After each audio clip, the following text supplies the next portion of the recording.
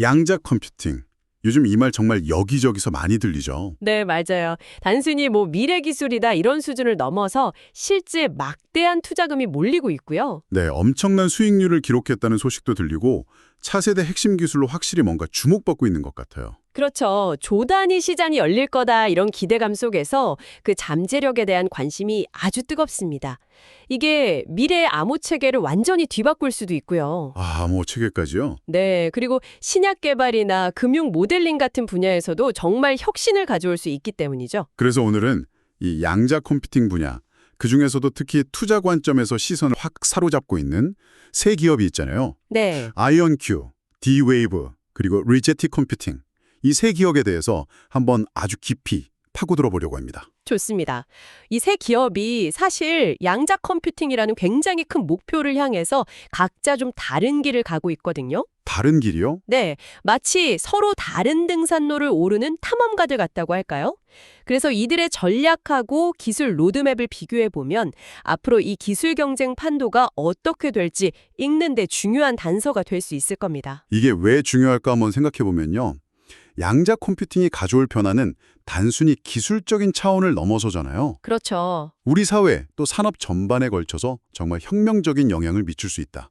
그러니까 지금 이 기술의 흐름, 그리고 주요 주자들이 어떤 전략을 짜고 있는지 파악하는 게 미래를 대비하는데 굉장히 중요한 통찰력을 줄 것 같습니다. 네, 맞습니다. 오늘 저희와 함께 각 기업의 특징, 강점, 그리고 기회나 위험 요인까지 명확하게 한번 짚어보시죠.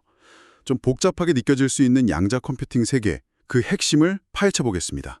그럼 먼저 왜 지금 이 시점에 양자 컴퓨팅이 이렇게 뜨거운 주제가 됐는지 그 배경부터 좀 살펴보는 게 좋겠죠. Q-Day라는 용어가 자주 나오던데요. 아, 네. Q-Day, 이게 상당히 중요한 개념입니다. 어떤 건가요? 양자 컴퓨터가 현재 우리가 쓰는 대부분의 암호 체계를 거의 순식간에 무력화시킬 수 있는 그런 능력을 갖게 되는 가상의 날짜를 의미합니다. 가상의 날이요? 근데 그게 현실화되면 와, 생각만 해도 아찔한데요. 금융, 통신, 국가 안보, 사회 시스템 전반에 엄청난 혼란이 올 수도 있겠네요. 바로 그 전입니다. 그래서 단순히 기술 발전 수준이 아니라 거의 실존적인 안보 위협으로 간주되는 거죠. 아, 그러니까 각국 정부가 기술 주도권 잡으려고 또 방어하려고 수십억 달러씩 쏟아붓는 게 이해가 되네요. 네. 민간 투자도 만만치 않죠. 엔비디아나 블랙록 같은 거대 기업들이 푸사이 퀀텀이라는 스타트업에 70억 달러 가치로 투자했다는 얘기도 있고요. 맞습니다.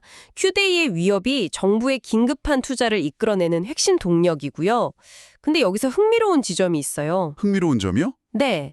푸사이 퀀텀 같은 비상장 기업에는 이렇게 뜨거운 자금이 몰리는데 정작 주식시장에 상장된 양자 컴퓨팅 기업들에 대해서는 아직 좀 신중하거나 회의적인 시각도 꽤 있다는 겁니다. 아, 그래요?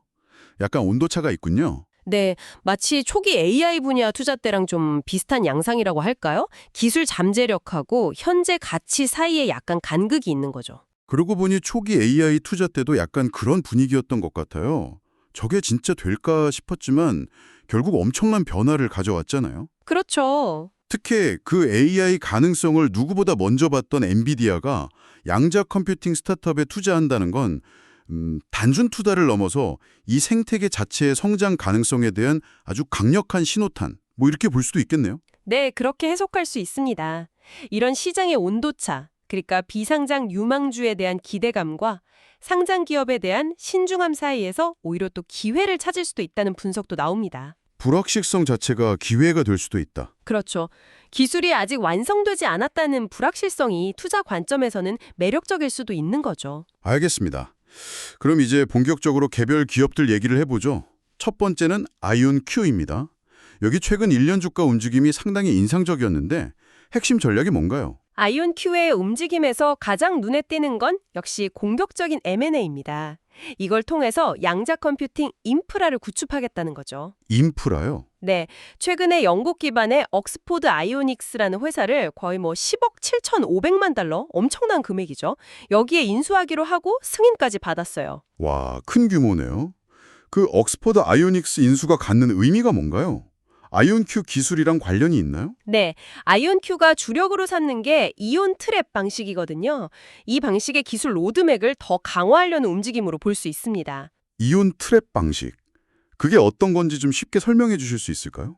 왜 이 기술에 집중하는 거죠? 말 그대로 전자기장을 써서 개별 이온, 그러니까 원자에서 전자가 떨어져 나간 상태를 공중에 딱 가둬놓는 거예요. 그리고 이 이온의 양자 상태를 큐비트, 즉 양자 컴퓨터의 정보 단위로 쓰는 거죠. 아, 이온을 가두어서 쓴다. 예. 다른 방식들에 비해서 이 큐비트 상태가 상대적으로 좀 오랫동안 안정적으로 유지가 돼요. 이게 장점입니다. 그래서 잠재적으로 더 정확한 계산이 가능할 수 있다, 이런 기대를 받고 있죠. 옥스퍼드 아이오닉스 인수는 바로 이 이온 트랩 기술의 정밀도, 성능, 이걸 높이는 데 중요한 역할을 할 걸로 보입니다. 안정성이 강점이군요. 근데 듣기로는 하드웨어뿐만 아니라 라이트싱크, 카펠라 같은 회사들을 인수하면서 양자 네트워킹 역량까지 확보하고 있다면서요? 이건 어떤 의미인가요? 그냥 컴퓨터 만드는 걸 넘어서는 것 같은데요. 정확히 보셨습니다.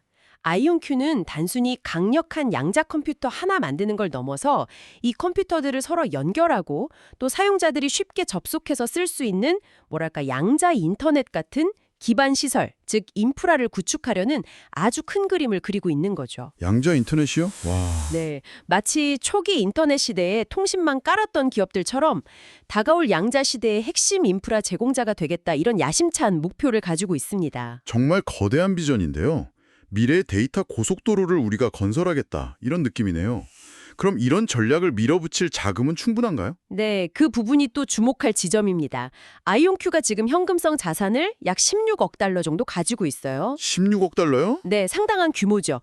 이 막대한 자금이 앞으로 추가적인 기술 개발이나 또 다른 전략적인 M&A를 통해서 하드웨어, 네트워킹 양쪽에서 시장 지배력을 강화하는 데 아주 강력한 무기가 될 수 있습니다. 기술 로드맵, 자금력, 그리고 명확한 인프라 구축 전략.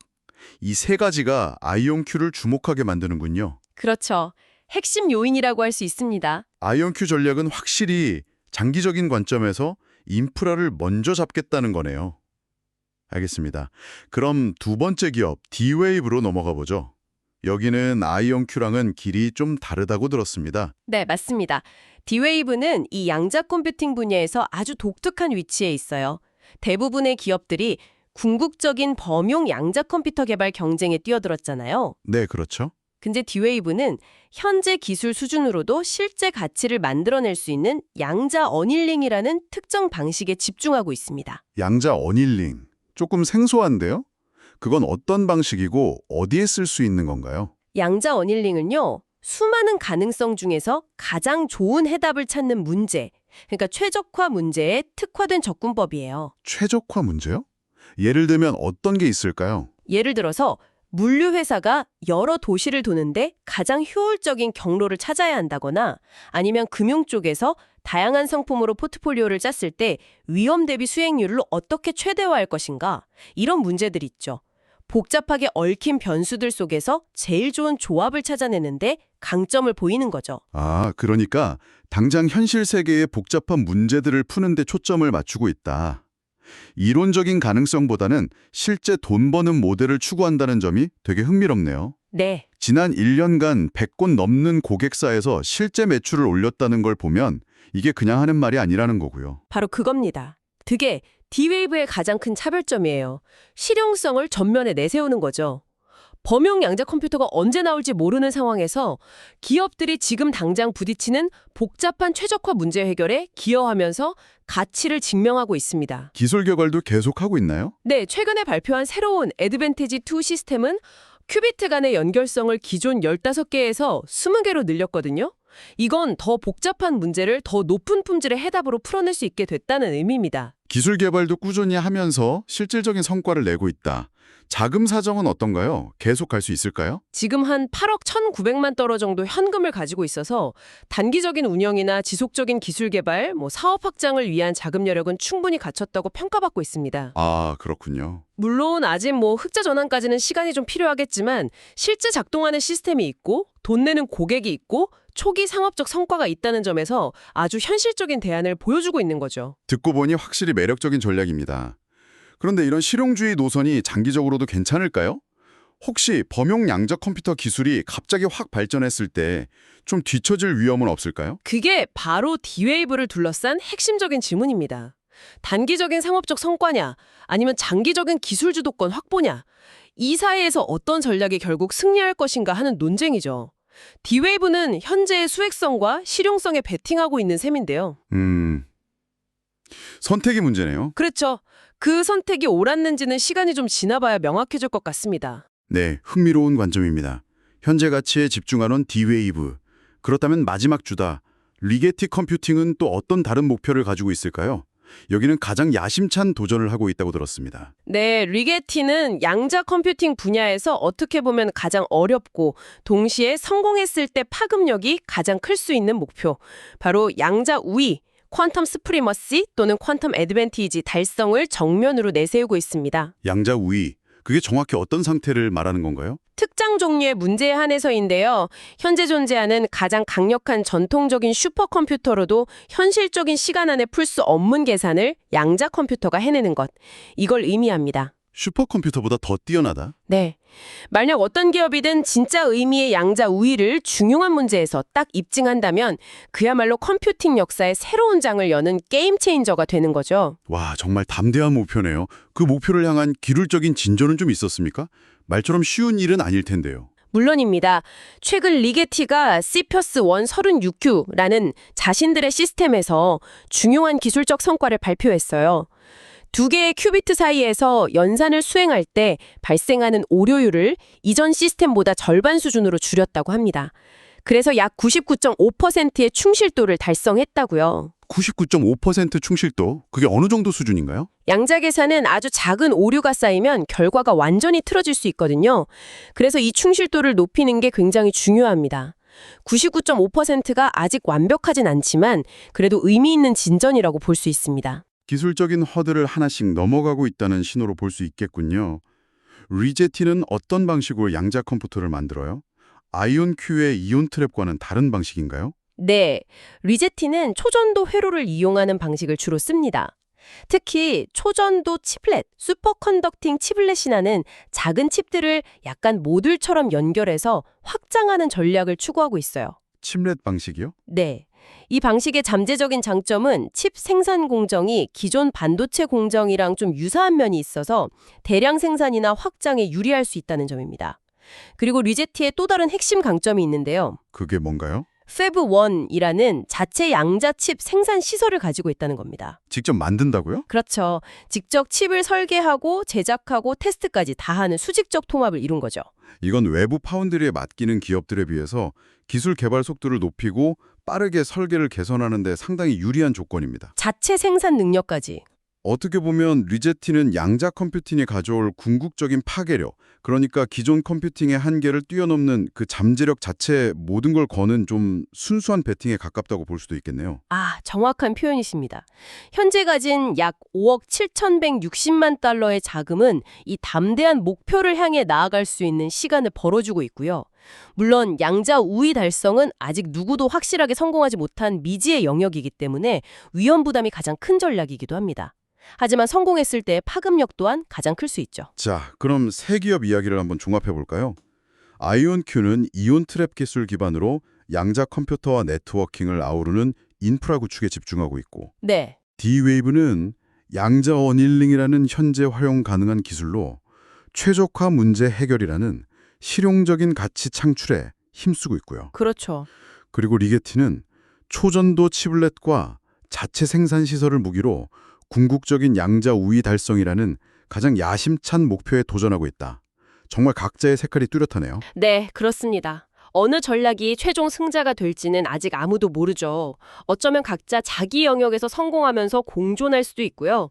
중요한 건 이들 각각이 양자 컴퓨팅이라는 이 거대한 퍼즐에 서로 다른 조각들을 맞추고 있다는 점입니다. 아까 이야기했던 초기 AI 투자랑 비슷한 맥락에서 보면 지금 당장은 어떤 전략이 더 낫다고 단정하기 어렵지만 미래에는 이 중 하나 혹은 여러 방식이 당연한 표준이 되어 있을 수도 있겠군요. 그렇다면 이 모든 상황을 지켜보는 우리는 어떤 점을 좀 중요하게 생각해야 할까요? 물론 명백한 위험 요소들을 간과해서는 안 됩니다.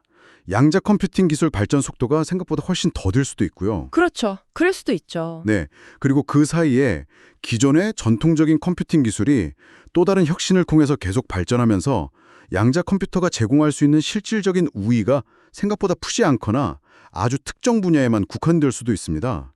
이건 뭐 모든 첨단 기술 매몰에 항상 따라오는 불확실성이죠. 그럼에도 불구하고 긍정적인 신호들도 분명히 존재합니다. 아까 말씀하신 수십억 달러 규모의 꾸준한 투자, 특히 암호외독이라는 실존적인 위협 때문에 정부 차원에서 느끼는 절박함, 그리고 강력한 지원 의지가 있고요. 네. 그리고 개인적으로는 이게 가장 중요하다고 생각하는데 D-Wave 사례처럼 실제로 돈을 내고 양자 컴퓨팅 기술을 도입해서 문제를 해결하려는 기업 고객들이 나타나기 시작했다는 점. 이게 중요하지 않을까요? 맞습니다. 이론하고 실험실 단계를 넘어서 실제 시장에서의 수요가 생기기 시작했다는 건 매우 의미 있는 진전이라고 봐야죠. 따라서 오늘 살펴본 아이온큐, D-Wave, 리게티 이 세 기업의 서로 다른 전략과 강점, 그리고 그 안에 있는 위험 요인들을 이해하는 것이 이 흥미진진한 기술 분야의 미래를 전망하고 잠재적인 기회를 평가하는데 핵심적인 기준을 제공할 겁니다. 아마 듣는 분들의 관점이나 투자 성향에 따라서 더 매력적으로 느껴지는 기업이나 전략이 다를 수도 있겠네요. 네, 그럴 수 있습니다. 오늘 저희는 양자 컴퓨팅 분야의 선두주자로 꼽히는 아이온큐, D-Wave, 리게티 이 세 기업에 대해 아주 깊이 있게 분석해봤습니다. 각각 인프라 구축, 단기적 상업화, 그리고 궁극적인 기술 돌파라는 뚜렷하게 차별화된 목표와 전략을 가지고 치열하게 경쟁하고 있다는 것을 확인할 수 있었습니다. 네, 이번 탐구를 통해서 여러분께서도 이 첨단 기술 분야의 역동적인 현재와 미래, 또 각 플레이어들의 독특한 특징과 그들이 가져올 잠재적인 영향력에 대한 이해를 한층 넓히셨기를 바랍니다. 자, 이제 마무리를 할 시간인데요. 오늘 나눈 이런 기술적인 이야기들을 넘어서서 이런 상상을 한번 해보는 건 어떨까 싶습니다. 만약에 양자 컴퓨터가 정말로 강력해져서 과거에는 상상조차 할 수 없었던 문제들, 예를 들어 완벽하게 개인 맞춤형 신약을 순식간에 설계한다거나 아니면 복잡한 기후변화 모델을 아주 정확하게 예측하는 게 가능해진다면요. 우리 사회는 과연 어떤 예상치 못한 윤리적 딜레마나 혹은 사회 구조적인 변화에 직면하게 될까요? 기술의 발전 속도만큼이나 그 기술이 우리 사회에 미칠 영향에 대한 깊이 있는 성찰이 정말 필요한 시점인 것 같습니다. 기술이 우리에게 던지는 새로운 질문들에 대해서 계속해서 함께 고민하고 답을 찾아 나가야 할 것입니다.